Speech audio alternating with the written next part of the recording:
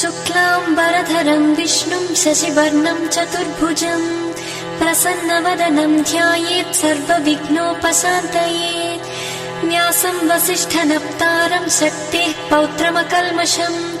पराशरात्मजं वन्दे शुकतातं तपोनिधिं। व्यासाय विष्णुरूपाय व्यासरूपाय विष्णवे नमो वै ब्रह्मनिधये वासिष्ठाय नमो नमः। अविकाराय शुद्धाय नित्याय परमात्मने सदैकरूपरूपाय विष्णवे सर्वजिष्णवे। यस्य स्मरणमात्रेण जन्म संसारबन्धनात् विमुच्यते नमस्तस्मै विष्णवे प्रभविष्णवे। ॐ नमो विष्णवे प्रभविष्णवे। श्रीवैशम्पायन उवाच श्रुत्वा धर्मानशेषेण पावनानि च सर्वशः युधिष्ठिरश्चान्तनवं पुनरेवाभ्यभाषत। युधिष्ठिर उवाच किमेकं दैवतं लोके किं वाप्येकं परायणम् स्तुवन्तः कमर्चन्तः प्राप्नुयुर्मानवाः शुभम्। को धर्मः सर्वधर्माणां भवतः परमो मतः किं जपन्मुच्यते जन्तुर्जन्म संसारबन्धनात्। श्रीभीष्म उवाच जगत्प्रभुं देवदेवमनन्तं पुरुषोत्तमं स्तुवन्नाम सहस्रेण पुरुषः सततोत्थितः। तमेव चार्चयन्नित्यं भक्त्या पुरुषमव्ययम् ध्यायन् स्तुवन्नमस्यंश्च यजमानस्तमेव च। अनादिनिधनं विष्णुं सर्वलोकमहेश्वरम् लोकाध्यक्षं स्तुवन्नित्यं सर्वदुःखातिगो भवेत्। ब्रह्मण्यं सर्वधर्मज्ञं लोकानां कीर्तिवर्धनम् लोकनाथं महद्भूतं सर्वभूतभवोद्भवम्। एष मे सर्वधर्माणां धर्मोऽधिकतमो मतः यद्भक्त्या पुण्डरीकाक्षं स्तवैरर्चेन्नरः सदा। परमं यो महत्तेजः परमं यो महत्तपः परमं यो महद्ब्रह्म परमं यः परायणम्। पवित्राणां पवित्रं यो मङ्गलानां च मङ्गलम् दैवतं देवतानां च भूतानां यो व्ययः पिता। यतः सर्वाणि भूतानि भवन्त्यादियुगागमे यस्मिंश्च प्रलयं यान्ति पुनरेव युगक्षये। तस्य लोकप्रधानस्य जगन्नाथस्य भूपते विष्णोर्नाम सहस्रं मे शृणु पापभयापहम्। यानि नामानि गौणानि विख्यातानि महात्मनः ऋषिभिः परिगीतानि तानि वक्ष्यामि भूतये। ऋषिर्नाम्नां सहस्रस्य वेदव्यासो महामुनिः छन्दोनुष्टुप् तथा देवो भगवान् देवकीसुतः। अमृतांशोद्भवो बीजं शक्तिर्देवकी नन्दनः त्रिसामा हृदयं तस्य शान्त्यर्थे विनियुज्यते। विष्णुं जिष्णुं महाविष्णुं प्रभविष्णुं महेश्वरम् अनेकरूपदैत्यान्तं नमामि पुरुषोत्तमम्। अस्य श्रीविष्णोर्दिव्यसहस्रनामस्तोत्रमहामन्त्रस्य श्रीवेदव्यासो भगवान् ऋषिः अनुष्टुप् छन्दः। श्रीमहाविष्णुः परमात्मा श्रीमन्नारायणो देवता अमृतांशोद्भवो भानुरिति बीजम् देवकी नन्दनः स्रष्टेति शक्तिः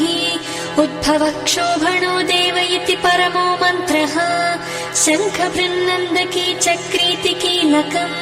शाङ्गधन्वा गदाधर इत्यस्त्रम् रथाङ्गपाणिरक्षोभ्य इति नेत्रम् त्रिसामा सामगः सामेति कवचम् आनन्दं परब्रह्मेति योनिः ऋतुः सुदर्शनः काल इति दिग्बन्धः श्रीविश्वरूप इति ध्यानम्। श्रीमहाविष्णुप्रीत्यर्थे सहस्रनाम जपे विनियोगः। ध्यानम् क्षीरोदन्वत्प्रदेशे शुचिमणिविलसत्सैकते मौक्तिकानां मालाक्लिप्तासनस्थस्फटिकमणिनिभैर्मौक्तिकैर्मण्डिताङ्गः शुभ्रैरभ्रैरदभ्रैरुपरि विरचितैर्मुक्तपीयूषवर्षैः आनन्देन पुनीयादरिनलिनगदाशङ्खपाणिर्मुकुन्दः भूः पादौ यस्य नाभिर्वियदसुरनिलश्चन्द्रसूर्यौ च नेत्रे कर्णावासाशिरोद्यौर्मुखमपि दहनो यस्य वास्तेयमब्धिः अन्तस्थं यस्य विश्वं सुरनरखगो भोगि गन्धर्वदैत्यैः चित्रं रम्यते तं त्रिभुवनवपुषं विष्णुमीशं नमामि। ॐ नमो भगवते वासुदेवाय। शान्ताकारं भुजगशयनं पद्मनाभं सुरेशं विश्वाधारं गगनसदृशं मेघवर्णं शुभाङ्गं लक्ष्मीकान्तं कमलनयनं योगिहृद्ध्यानगम्यं वन्दे विष्णुं भवभयहरं सर्वलोकैकनाथम्। मेघश्यामं पीतकौशेयवासं श्रीवत्साङ्कं कौस्तुभोद्भासिताङ्गं पुण्योपेतं पुण्डरीकायताक्षं विष्णुं वन्दे सर्वलोकैकनाथम्। नमः समस्तभूतानामादिभूताय भूभृते अनेकरूपरूपाय विष्णवे प्रभविष्णवे सशङ्खचक्रं सकिरीटकुण्डलं सपीतवस्त्रं सरसीरुहेक्षणं सहारवक्षस्थलशोभिकौस्तुभं नमामि विष्णुं शिरसा चतुर्भुजम्। छायायां पारिजातस्य हेमसिंहासनोपरि आसीनमम्बुदस्याममायताक्षमलङ्कृतम् चन्द्राननं चतुर्बाहुं श्रीवत्साङ्कितवक्षसं रुक्मिणी सत्यभामाभ्यां सहितं कृष्णमाश्रये।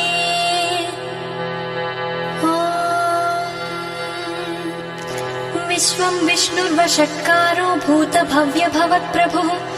भूतकृद्भूतभृद्भावो भूतात्मा भूतभावनः भूतात्मा परमात्मा च मुक्तानां परमागतिः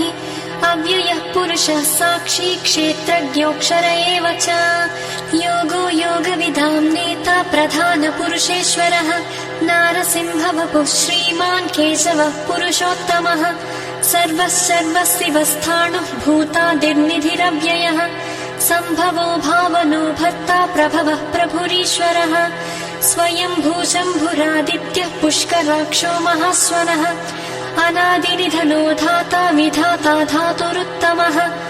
अप्रमेयो हृषीकेशः पद्मनाभोऽमरप्रभुः विश्वकर्मा मनुस्त्वष्टा स्थविष्टः स्थविरो ध्रुवः अग्राह्य शाश्वतः कृष्णो लोहिताक्षः प्रतर्दनः प्रभूतस्त्रिककुद्भामः पवित्रं मङ्गलं परम् ईशानः प्राणदः प्राणो ज्येष्ठः श्रेष्ठः प्रजापतिः हिरण्यगर्भो भूगर्भो माधवो मधुसूदनः ईश्वरो विक्रमी धन्वी मेधावी विक्रमः क्रमः अनुत्तमो दुराधश्च कृतज्ञः कृतिरात्मवान् सुरेशः शरणं शर्म विश्वरेताः प्रजाभवः अहः संवत्सरो व्याळः प्रत्ययः सर्वदर्शनः अजः सर्वेश्वरः सिद्धः सिद्धिः सर्वादिरच्युतः वृषाकपिरमेयात्मा सर्वयोगविनिःसृतः वसुर्वसुमनः सत्यः समात्मा संमितः समः अमोघः पुण्डरीकाक्षो वृषकर्मा वृषाकृतिः रुद्रो बहुशिरा बभ्रुः विश्वयोनिः शुचिश्रवाः अमृतः शाश्वतस्थाणुः वरारोहो महातपाः सर्वगः सर्वविद्भानुः विश्वक्सेनो जनार्दनः वेदो वेदविदव्यङ्गो वेदाङ्गो वेदवित्कविः लोकाध्यक्षः सुराध्यक्षो धर्माध्यक्षः कृताकृतः चतुरात्मा चतुर्व्यूहः चतुर्दंष्ट्रश्चतुर्भुजः भ्राजिष्णुर्भोजनं भोक्ता सहिष्णुर्जगदादिजः अनघो विजयो जेता विश्वयोनिः पुनर्वसुः उपेन्द्रो वामनः प्रांशुरमोघः सुचिरूर्जितः अतीन्द्रः सङ्ग्रहः सर्गो धृतात्मा नियमो यमः वेद्यो वैद्यः सदा योगी वीरः माधवो मधुः अतीन्द्रियो महामायो महोत्साहो महाबलः महाबुद्धिर्महावीर्यो महाशक्तिर्महाद्युतिः अनिर्देश्य वपुः श्रीमान् अमेयात्मा महाद्रिधृक् महेश्वासो महीभर्ता श्रीनिवासः सताङ्गतिः अनिरुद्धः सुरानन्दो गोविन्दो गोविदाम्पतिः मरीचिर्दमनो हंसः सुवर्णो भुजगोत्तमः हिरण्यनाभः सुतपा पद्मनाभः प्रजापतिः अमृत्युः सर्वदृक्सिंहः सन्धाता सन्धिमान् स्थिरः अजो दुर्मर्षणः शास्ता विश्रुतात्मा सुरारिः गुरुर्गुरुतमो धाम सत्यः सत्यपराक्रमः निमिषो निमिषस्रग्वी वाचस्पतिरुदारधीः अग्रणीर्ग्रामणे श्रीमान् न्यायो नेता समीरणः सहस्रमूर्धा विश्वात्मा सहस्राक्षः सहस्रपात् आवर्तनो निवृतात्मा संवृतः सम्प्रमर्दनः अहः संवर्तको वह्निरनिलो धरणीधरः सुप्रसादः प्रसन्नात्मा विश्वधृग्विश्वभुग्विभुः सत्कर्ता सत्कृतः साधुः जह्नुर्नारायणो नरः असङ्ख्येयो प्रमेयात्मा विशिष्टः शिष्टकृच्छुचिः सिद्धार्थः सिद्धसङ्कल्पः सिद्धिदः सिद्धिसाधनः वृषाही वृषभो विष्णुः वृषपर्वा वृषोदरः वर्धनो वर्धमानश्च विविक्तः श्रुतिसागरः सुभुजो दुर्धरो वाग्मी महेन्द्रो वसुदो वसुः नैकरूपो बृहद्रूपः सिपिविष्टः प्रकाशनः ओजस्तेजोद्युतिधरः प्रकाशात्मा प्रतापनः बुद्धः स्पष्टाक्षरो मन्त्रः चन्द्रांशुर्भास्करद्युतिः अमृतांशूद्भवो भानुः शशबिन्दुः सुरेश्वरः औषधं जगतः सेतुः सत्यधर्मपराक्रमः भूतभव्यभवन्नाथः पवनः पावनो नलः कामः कामकृत्कान्तः कामः कामप्रदः प्रभुः युगादिकृद्युगावर्तो नैकमायो महासनः अदृश्यो व्यक्तरूपश्च सहस्रचिदनन्तचित् इष्टो विशिष्टः शिष्टेष्टः शिखण्डी नहुषो वृषः क्रोधः क्रोधकृत्कर्ता विश्वबाहुर्महीधरः अच्युतः प्रथितः प्राणः प्राणदो वासवानुजः अपां निधिरधिष्ठानमप्रमत्तः प्रतिष्ठितः स्कन्दः स्कन्दधरो धुर्यो वरदो वायुवाहनः वासुदेवो बृहद्भानुः आदिदेवः पुरन्दरः अशोकस्तारणस्तारः शूरः शौरिर्जनेश्वरः अनुकूलः शतावर्तः पद्मी पद्मनिभेक्षणः पद्मनाभोरविन्दाक्षः पद्मगर्भः शरीरभृत् महद्धिरुद्धो वृद्धात्मा महाक्षो गरुडध्वजः अतुलः शरभो भीमः समयज्ञो हविर्हरिः सर्वलक्षणलक्षण्यो लक्ष्मीवान् समितिञ्जयः विक्षरो रोहितो मार्गो हेतुर्दामोदरः सहः महीधरो महाभागो वेगवानमितासनः उद्भवः क्षोभणो देव श्रीगर्भः परमेश्वरः करणं कारणं कर्ता विकर्ता गहनो गुहः व्यवसायो व्यवस्थानः संस्थानः स्थानदो ध्रुवः परर्थिः परमस्पष्टः स्तुष्टः पुष्टः सुभेक्षणः रामो विरामो विरतो मार्गो नेयो नयो नयः वीरः शक्तिमतां श्रेष्ठो धर्मो धर्मविदुत्तमः वैकुण्ठः पुरुषः प्राणः प्राणदः प्रणवः पृथुः हिरण्यगर्भः शत्रुघ्नो व्याप्तो वायुरधोक्षजः ऋतुः सुदर्शनः कालः परमेष्ठी परिग्रहः उग्रः संवत्सरो दक्षो विश्रामो विश्वदक्षिणः विस्तारः स्थावरस्थाणुः प्रमाणं बीजमव्ययम् अर्थोऽनर्थो महाकोशो महाभोगो महाधनः अनिर्विण्णस्थविष्टो भूर्धर्मयूपो महामखः नक्षत्रनेमिर्नक्षत्री क्षमः क्षामः समीहनः यज्ञयुज्यो महेज्यश्च क्रतुः सत्रं सताङ्गतिः सर्वदर्शी निवृत्तात्मा सर्वज्ञो ज्ञानमुत्तमम् सुव्रतः सुमुखः सूक्ष्मः सुघोषः सुखदः सुहृत् मनोहरो जितक्रोधो वीरबाहुर्विदारणः स्वापनः स्ववशो व्यापी नैकात्मा नैककर्मकृत् वत्सरो वत्सलो वत्सी रत्नगर्भो धनेश्वरः धर्मगुब्धर्मकृद्धर्मी सदसक्षरमक्षरम् अविज्ञाता सहस्रांशुः विधाता कृतलक्षणः गभस्तिनेमि सत्त्वस्थ सिंहो भूतमहेश्वरः आदिदेवो महादेवो देवेशो देवभृद्गुरुः उत्तरो गोपतिर्गोप्ता ज्ञानगम्यः पुरातनः शरीरभूतभृद्भोक्ता कपीन्द्रो भूरि दक्षिणः सोमपो मृतपः सोमः पुरुजित्पुरुसत्तमः विनयोजयः सत्यसन्धो दासार्हः सात्वतां पतिः जीवो विनयिता साक्षी मुकुन्दो मितविक्रमः अम्भोनिधिरनन्तात्मा महोदधिशयोऽन्तकः अजो महार्हः स्वाभाव्यो जिता मित्रप्रमोदनः आनन्दो नन्दनो नन्दः सत्यधर्मात्रिविक्रमः महर्षिः कपिलाचार्यः कृतज्ञो मेदिनीपतिः त्रिपदस्त्रिदशाध्यक्षो महाशृङ्गः कृतान्तकृत् महावराहो गोविन्दः सुषेणः कनकाङ्गदी गुह्यो गभीरो गहनो गुप्तश्चक्रगदाधरः मेधास्वाङ्गोजितः कृष्णो दृढः सङ्कर्षणोच्युतः वरुणो वारुणो वृक्षः पुष्कराक्षो महामनाः भगवान् भगवानन्दी वनमाली हलायुधः आदित्यो ज्योतिरादित्यः सहिष्णुर्गतिसप्तमः सुधन्वाखण्डपरशुः दारुणो द्रविणप्रदः दिवि स्पृक् सर्वदृग्न्यासो वाचस्पतिरयो निजः त्रिसामासामगः साम निर्बाणं भेषजम्भिषक् सन्न्यासकृच्छमः शान्तो निष्ठा शान्तिपरायणम् शुभाङ्गः शान्तिदः षष्ठा कुमुदः कुवलेशयः गोहितो गोपतिर्गोप्ता वृषभाक्षो वृषप्रियः अनिवर्ती निवृत्तात्मा संक्षेप्ताक्षेमकृच्छिवः श्रीवत्सवक्षाः श्रीवासः श्रीपतिः श्रीमताम्बरः श्रीधः श्रीसः श्रीनिवासः श्रीनिधिः श्रीविभावनः श्रीधरः श्रीकरः श्रेया श्रीमान् लोकत्रयाश्रयः स्वक्षः स्वङ्गः सतानन्दो नन्दिर्ज्योतिर्गणेश्वरः विजितात्मा विधेयात्मा सत्कीर्तिश्चिन्न संशयः उदीर्णः सर्वतश्चक्षुरनीशः शाश्वतस्थिरः भूषयो भूषणो भूतिर्विशोकः शोकनाशनः अर्चिष्मानर्चितः कुम्भो विशुद्धात्मा विशोधनः अनिरुद्धो प्रतिरथः प्रद्युम्नो मितविक्रमः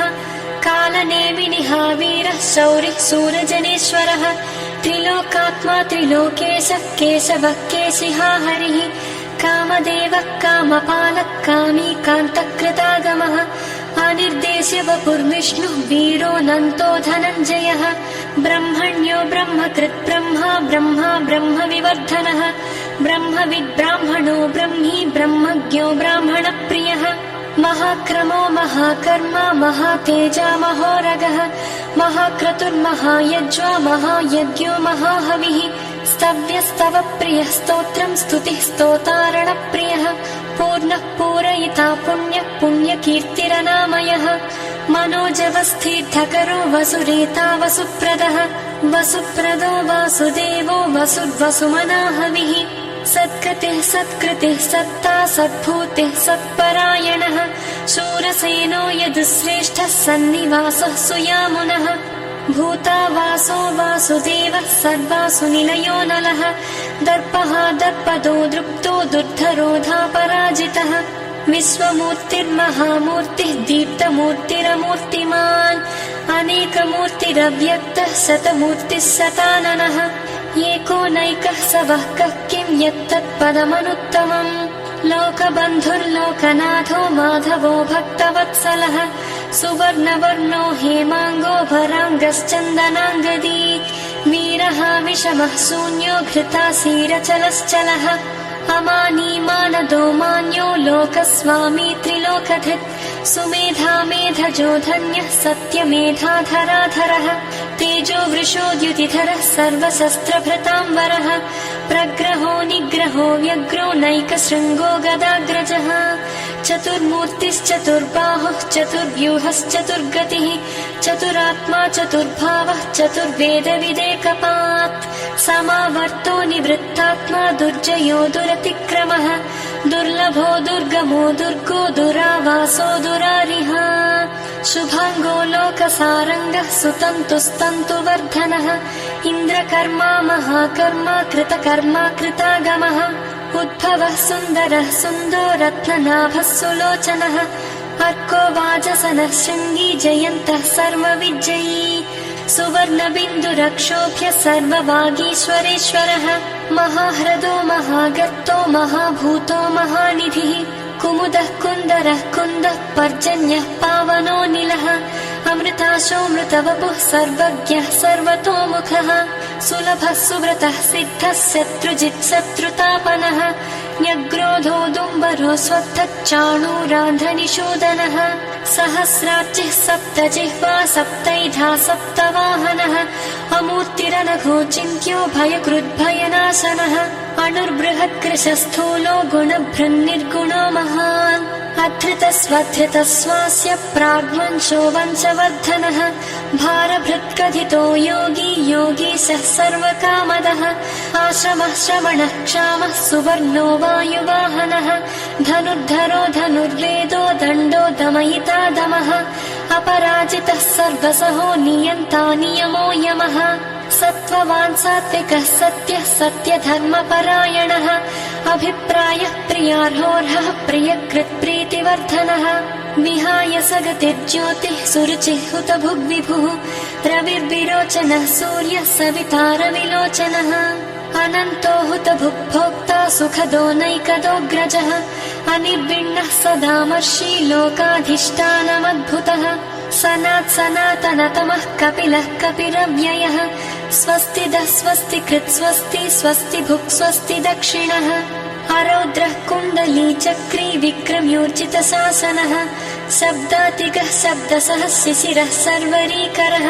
अक्रूरः पेशलो दक्षो दक्षिणः क्षमिणाम्बरः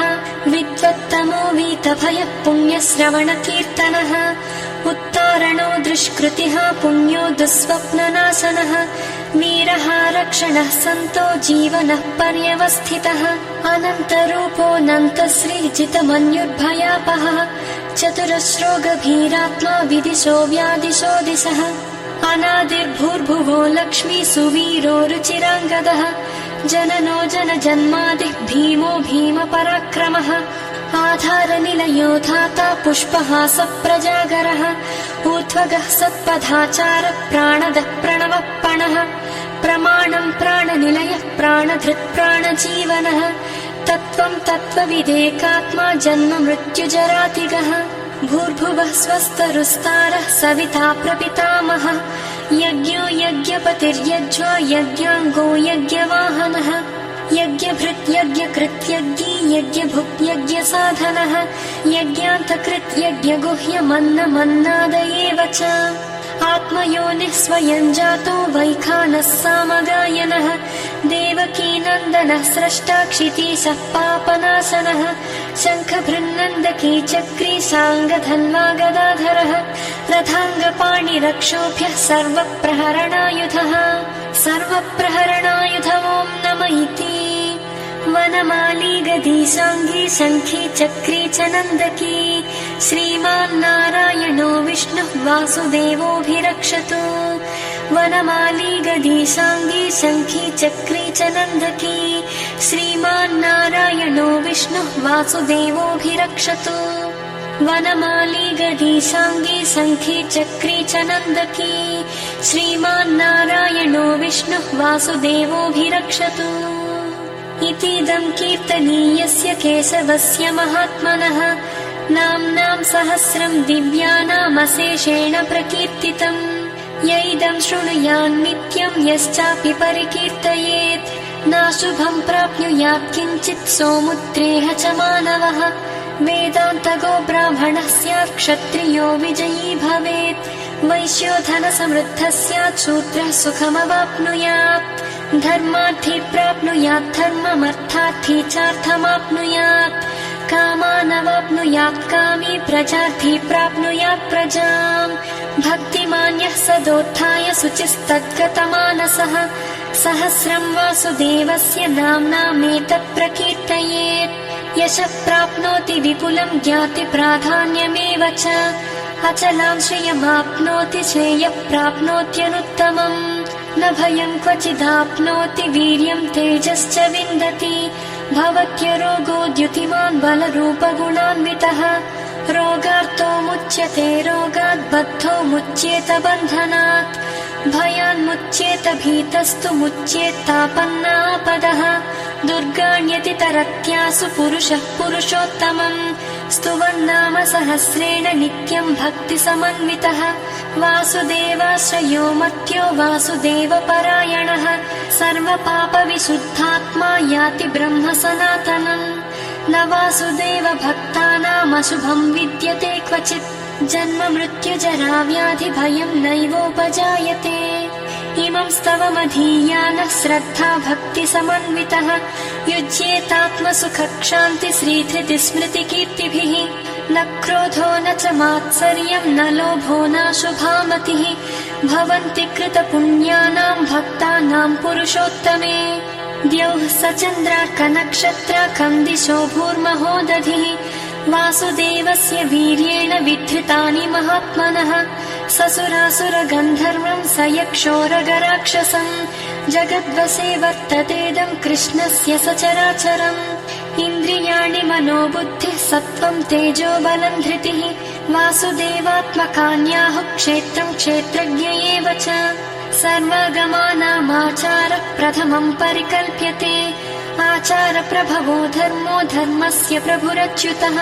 ऋषयः पितरो देवा महाभूतानि धातवः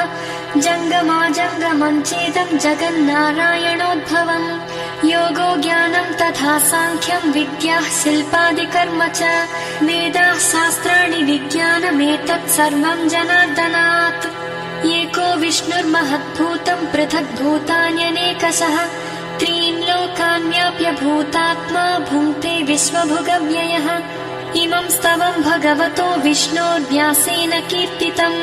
पठेद्य इच्छेत् पुरुषः श्रेयः प्राप्तुम् सुखानि च विश्वेश्वरमजम् देवम् जगतः प्रभुमव्ययम् भजन्ति ये पुष्कराक्षम् न ते यान्ति पराभवम्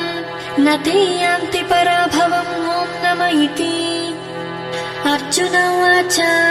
पद्मपत्रविशालाक्ष पद्मनाभसुरोत्तम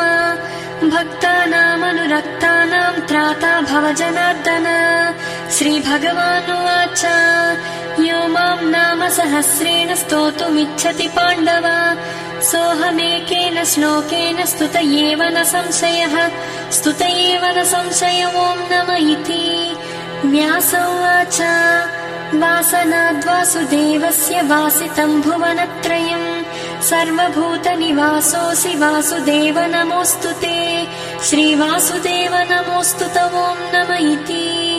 पार्वत्युवाच केनोपायेन लघुना विष्णोर्नाम सहस्रकम्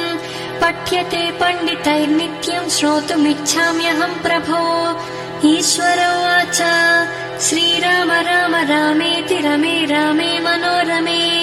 सहस्रनाम तत्तुल्यम् राम नाम वरानने श्रीराम राम रामेति रमे रामे मनोरमे सहस्रनाम तत्तुल्यम् राम नाम वरानने राम नाम वरानन ॐ नमः इति ब्रह्मोवाच नमोऽस्त्वनन्ताय सहस्रमूर्तये सहस्रपादाक्षि शिरोरुबाहवे सहस्रनाम्ने पुरुषाय शाश्वते सहस्रकोटियुगधारिणे नमः सहस्रकोटियुगधारिणे नमः ॐ नमः इति सञ्जय उवाच यत्र योगीश्वरः कृष्णो यत्र पार्थो धनुर्धरः तत्र श्रीर्विजयो भूतिः ध्रुवा नीतिर्मतिर्मम श्रीभगवानुवाच अनन्याश्चिन्तयन्तो माम् ये जनाः पर्युपासते तेषाम् नित्याभियुक्तानाम् योगक्षेमम् वहाम्यहम् परित्राणाय साधूनाम् विनाशाय च दुष्कृताम् धर्म संस्थापनार्थाय सम्भवामि युगे युगे आर्ता विषण्णाः शिथिलाश्च भीताः घोरेषु च व्याधिषु वर्तमानाः